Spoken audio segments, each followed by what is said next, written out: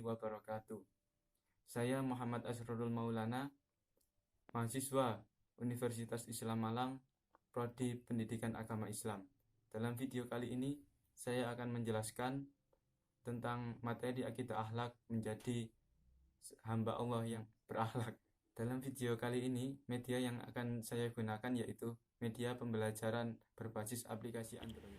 Oke, langsung saja kita masuk di aplikasi media pembelajarannya.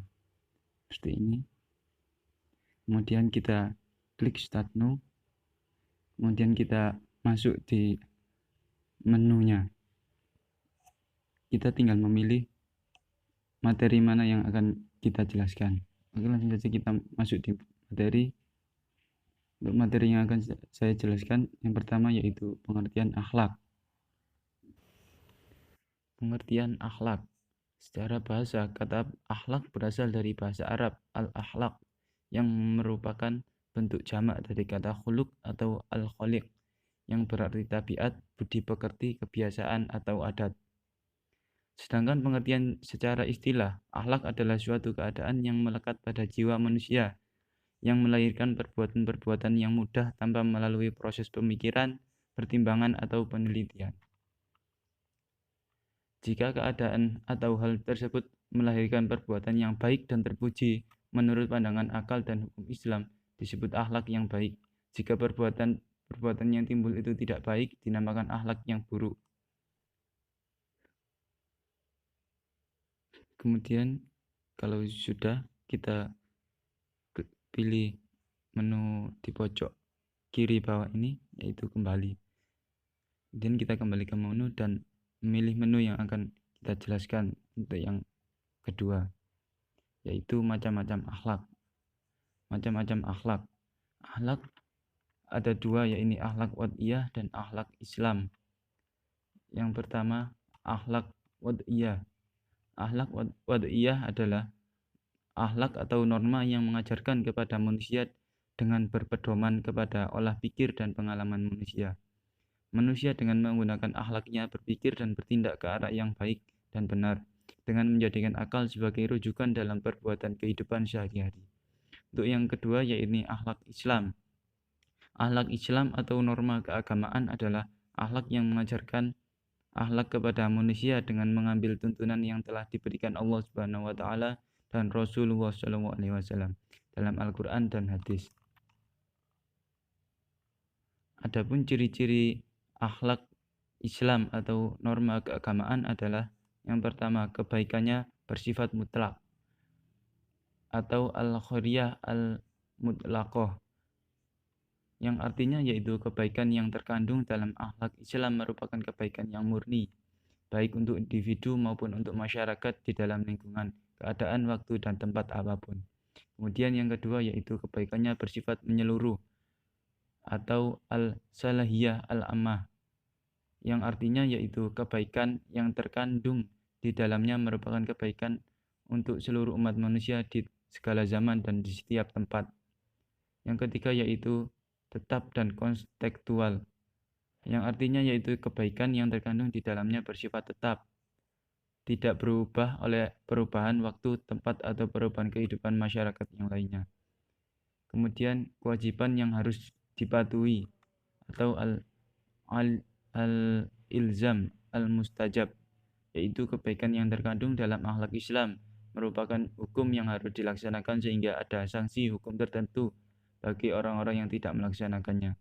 Dan yang kelima yaitu pengawasan yang menyeluruh, ar-raqab atau ar-raqab al-muhita. Akhlak Islam bersumber dari ciptaan manusia sehingga seseorang tidak berani melanggarnya kecuali setelah ragu-ragu dan kemudian menyesali perbuatannya, untuk selanjutnya bertaubat dan bersungguh-sungguh dan tidak melakukan perbuatan yang salah lagi. Oke, kita kembali lagi ke menu awal tadi. Kemudian untuk materi yang ketiga yaitu cara meningkatkan kualitas akhlak. Peningkatan kualitas akhlak penting dilakukan untuk mencapai kemuliaan hidup.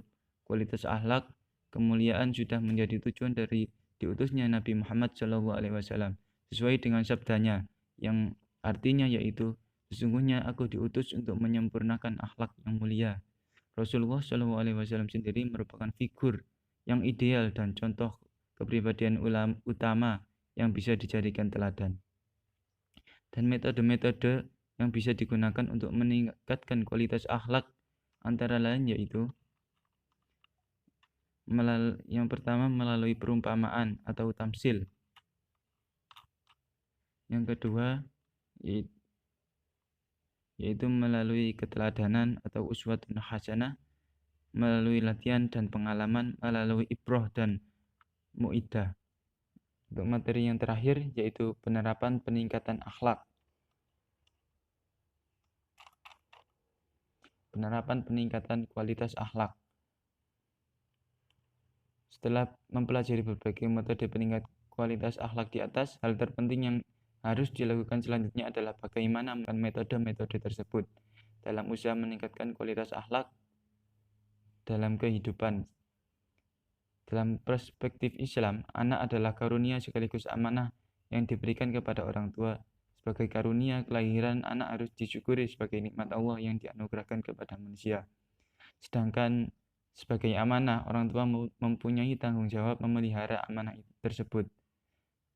Singkatnya, kelahiran anak sebagai karunia dan amanah meniscayakan perlunya pendidikan melahirkan lembaga-lembaga yang berfungsi melaksanakan pendidikan, baik secara informal, formal, dan non-formal.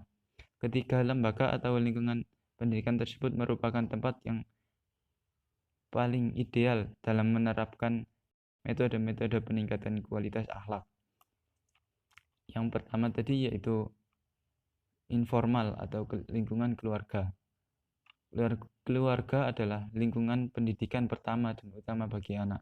Seorang anak akan bisa tumbuh dan berkembang menjadi dewasa jika berada di dalam lingkungan keluarga yang dibangun berdasarkan takwa kepada Allah. Karena itu, metode peningkatan kualitas akhlak sangat penting dalam keluarga. Orang tua dalam hal ini memang peran utama dalam menjaga anak-anaknya dari kejahatan perilaku tercela dan dari panasnya api neraka. Kemudian lingkungan pendidikan formal.